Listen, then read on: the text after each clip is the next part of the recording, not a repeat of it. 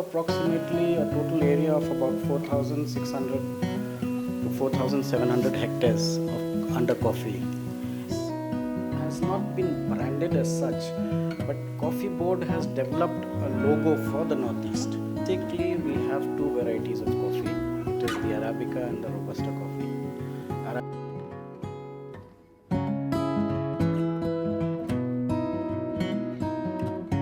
Today we have with us Naveen Kumar, the Joint Director of Coffee Board of India, Northeast. So what is the total production of coffee in last 3 years in the Northeast region? Ma'am, before we start with the production, I would like to tell you that let us take up the area of coffee first. We have approximately a total area of about 4,600 to 4,700 hectares of under coffee, and our average production has been in the range of about 150 metric tons from all the 7 states. Okay, and if you I'd rather speak on averages, because if you want, coffee is a biennial bearing crop. So the year we get a high production, the next year it is followed by a low production. So like that. So on the average, the production is about 150 metric tons. So what is the total area of cultivation in each state, if you speak of the data here? If you want area of cultivation in each state, okay, we have Arunachal has got 479 hectares, and Assam has got about 428 or 429 hectares. Meghalaya has got about 1,100 hectares, so 1,100. Mizoram is about 1,300 hectares. Nagaland it is 932 hectares, and Tripura is 264 hectares.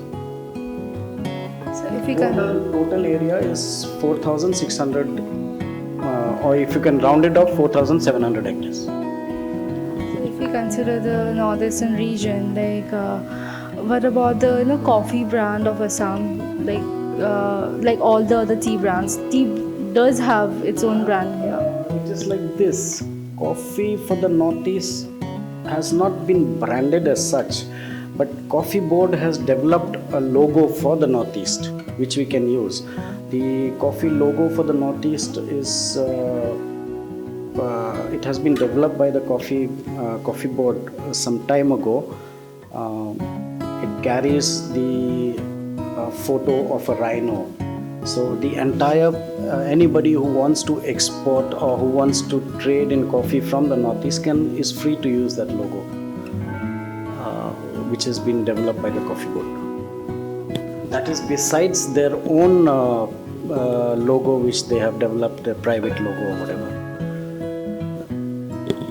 So what is the assistance from the Union Ministry as well as state government for the Coffee Board?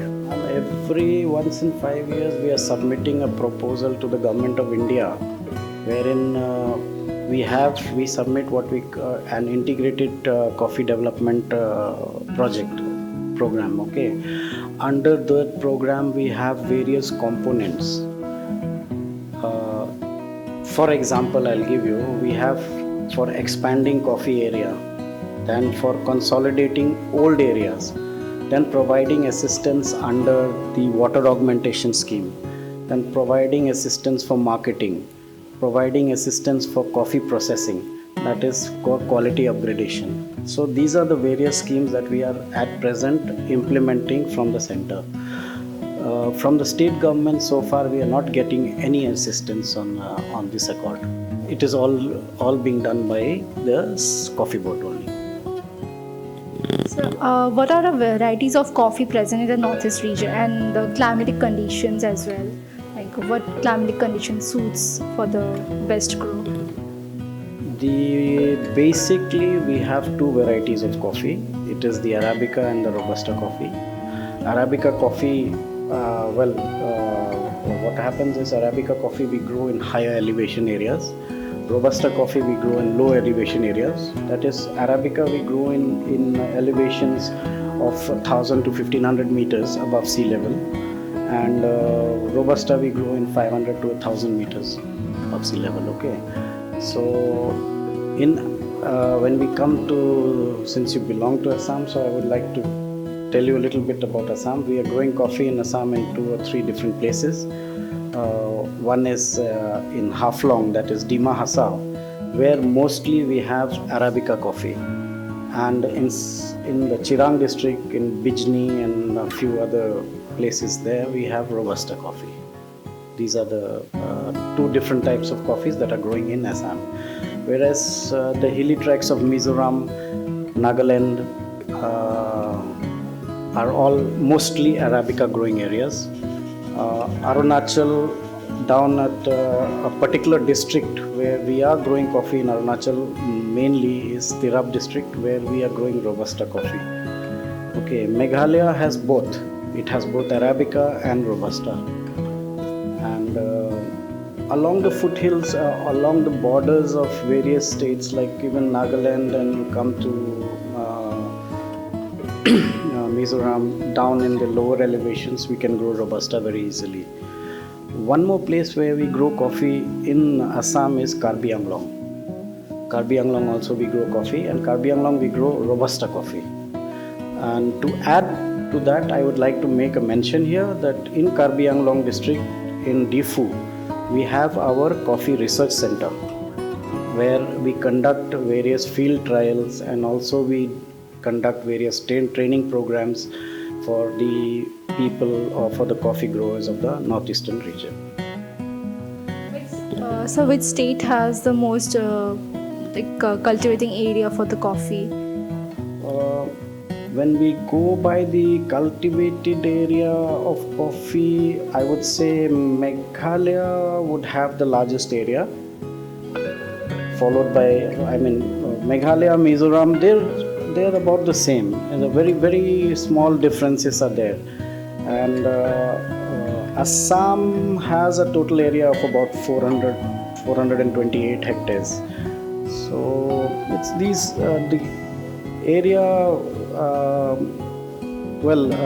Meghalaya and Mizoram, you can say, has got a higher area under coffee, planted area. And when you talk about production, which is the state with the higher production, then I would say that Assam comes up on top, followed by Arunachal. Sometimes they change, where like I said, it's biennial bearing. So sometimes you have Arunachal producing, you get slightly more coffee from Arunachal, otherwise Assam. Once in a while, Meghalaya has also produced very high quantity of coffee. So it's like that. When you compare the production of state-wise.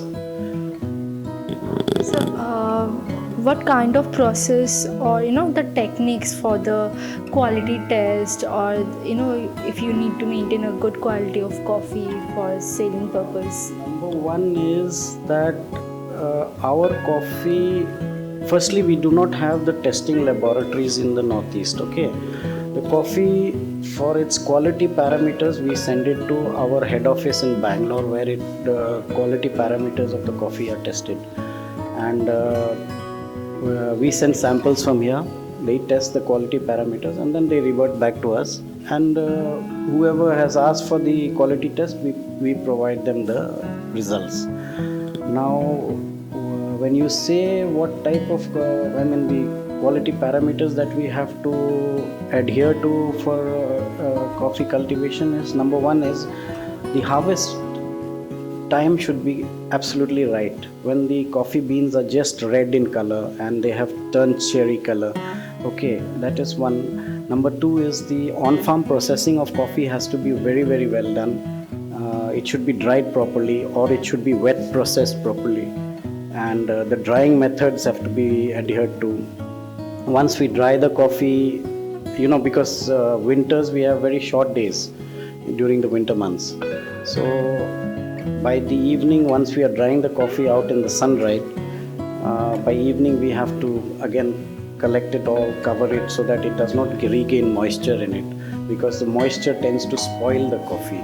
So we have to dry the coffee to a level where we bring the moisture level down to about 10 to 11%, and we try to maintain it at that. Otherwise, any moisture beyond that will tend to spoil the coffee. They'll get fungus and other things. So we try to dry the coffee to a moisture level of about 10 to 11%. What about the entrepreneurs in this coffee field from northeastern region? Do they get any assistance from us? We have programs for entrepreneurs. We have outreach programs for entrepreneurs, for startups and all that, and we have conducted a number of programs in the Northeast and in Guwahati. When I say Northeast, means we have done it in the past. We have done it in Mizoram. We have done it in other places. Now 2 or 3 programs we have conducted here in Guwahati itself, wherein our team of officers from the quality division in Bangalore, they visit the Northeast. We gather all the entrepreneurs from the Northeast, from various states, those who are interested to participate in a 2-day or a 3-day program, wherein they are taught the nuances of how to brew coffee, how to roast coffee, and a little bit on the coffee business. What is coffee business? Okay, so we have been conducting regular programs on that, and we will continue to do it as and when the demand arises. As and when the demand arises, we do it. The specific program, which is known as Kapi Shastra. Okay, so that is one of the outreach programs that we conduct for the entrepreneurs. Other than that, we also provide under our schemes, one of our schemes, we provide assistance for a coffee entrepreneur to start his own R&G unit, that is a roast and grind unit, wherein he sets up his own roasting of coffee, a unit like that. So an assistance is provided for that. We also encourage the growers, the people who want to take up and start coffee cafes. So we encourage them also. So we do not have any program as such for assistance for a cafe, but we show them and we give them the right directions on how a cafe can be set up. So on an average, how many entrepreneurs have been registered on the coffee board in this region? Well, in the last training session that we had about in April this year, we had about 30 or 32 entrepreneurs who participated in our program. Finally, how much of that gets converted to actual businesses is yet to be seen. However, there were some entrepreneurs who were already in the coffee business who had joined. There is one person from Nagaland who has already started his own coffee curing center. Another person is already into the roasting business. So there were people like that, and there have been a number of interests that we have gained from a lot of inquiries we have gained from Guwahati locally and from a number of people. However, we are waiting for them to convert their whole knowledge into an actual business. It has not yet happened. So according to you, what is the potential of coffee in this region? Oh, it has a very big potential. Our coffee by default, the northeastern coffees produced here are by default organic in nature. So it has a fair to average quality in the cup tasting also. Many of our coffees, especially it is known to us that some of our coffees from a state like Nagaland also has been exported to certain countries, to mostly I think South Africa. That is what we have got to know about. And otherwise, most of the Northeast coffees are being sold domestically for domestic consumption within the country, and it is sold through an auction system. We have a program in the board wherein we provide market assistance to the coffee growers of the Northeast. So we collect the coffee for them, we cure the coffee for them, and we send it to Bangalore where it is auctioned. And once the coffee is auctioned, the price that we receive from there is passed on back to the coffee growers of the Northeast. So whatever the costs involved, the costs involved in all the process is all borne by the board. So nothing is passed on to the grower. It's all borne by the board. The costs involved towards marketing of the coffee. So how does the marketing and promotion works over here? If is there like any entrepreneur selling out coffee brand from northeastern region? Well, a number of them, let's see, like now a number of states, for example, now there are people in Meghalaya, there are some in Nagaland, and a few, one or two more in Mizoram, who have developed themselves as coffee entrepreneurs or startups. They are themselves purchasing coffee from the growers. They are going out to various states in and around the Northeast. They are not only limiting themselves to purchasing coffee only from the state where they belong. They are traveling across many states where they are buying the coffee locally, and they are processing it themselves, and they are selling it already in the market on the online platforms like Amazon and Flipkart and other such online platforms. They are selling their coffees over there as roast and grind coffee. So the whole process of coffee is very much in place, and the process of the entrepreneurs are very well developed right now. In fact, the entire production of last year's coffee was sold within the Northeast, and it was sold to most of these entrepreneurs who have started, and a few traders who have come from South India. That's how it has happened. What about the percentage contributing to the coffee production each year?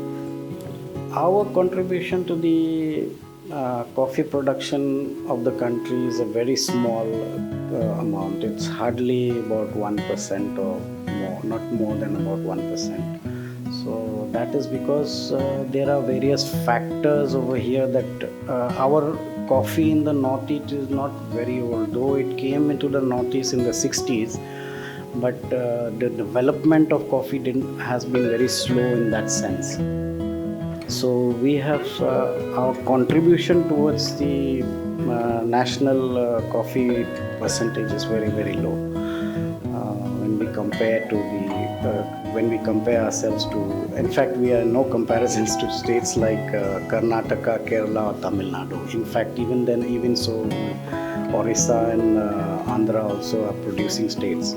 So we do lag behind, but when it comes to quality, we are almost, if not at par, we are almost there at the quality levels.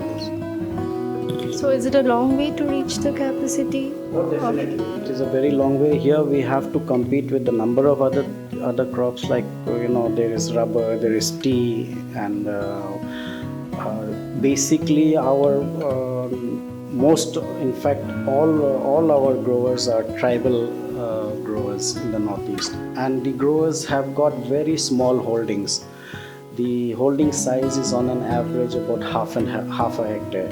So the chances of furthering that is not much, because basically we are trying to develop and to bring up the tribal population so that their livelihood improves. So the limitation of land is always there, because they are also into not only coffee cultivation, but a tribal grower who is always having many other forms of agriculture.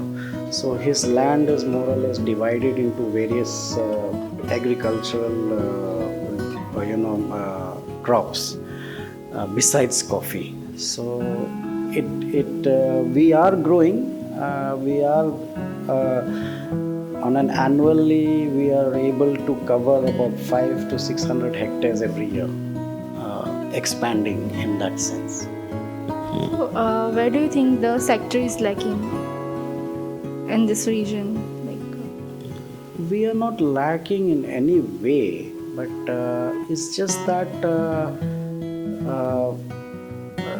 we are the one, we have a lot of limitations because coffee is a high grown, like for example Arabica coffee and Robusta.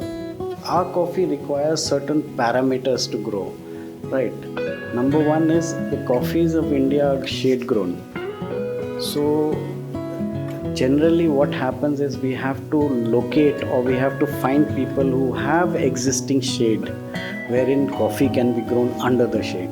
Coffee cannot be grown in the open in India. It has to be grown under shade only. So this is one major limiting factor for growing coffee in the Northeast. A lot of the areas, in fact, coffee was introduced in the Northeast to do away with the jhum cultivation. In the earlier days or even now, certain areas, they still practice the age-old practice of jhum cultivation, wherein they clear the forests and other things and then they go in for planting. And after a year of using that piece of land, they move on to the next. So now to curb that age-old practice of jhum cultivation, coffee was introduced in the Northeast. And to a great extent, we have achieved our objective, because people have understood the idea of retaining the forest cover, and so that is the main objective, one of the main objectives of our cultivation. And it is more environmental friendly also, because we don't propagate the removal of forest cover or anything. In fact, we tell them to grow the forest to maintain the coffee plantations. So what are the CSR activities being done on the coffee board? We have CSR. Well, as part of our scheme, we assist the children of the coffee growers and from the curing sector and all that in their education. A little bit, we provide some bit of educational stipend and stuff like that on the CSR activity for the coffee board. So which is the highest priced sort here for the coffee? Last year we have received prices for our washed coffees to about almost 200 or 200 rupees for our Arabica coffee, and we have got almost 100 and 130 to 140 rupees for our Robusta coffee, which is very good. The prices, we can't compare these prices with the price what we are getting in certain other places, but over the last many years, during the last year, we received the best price for coffee.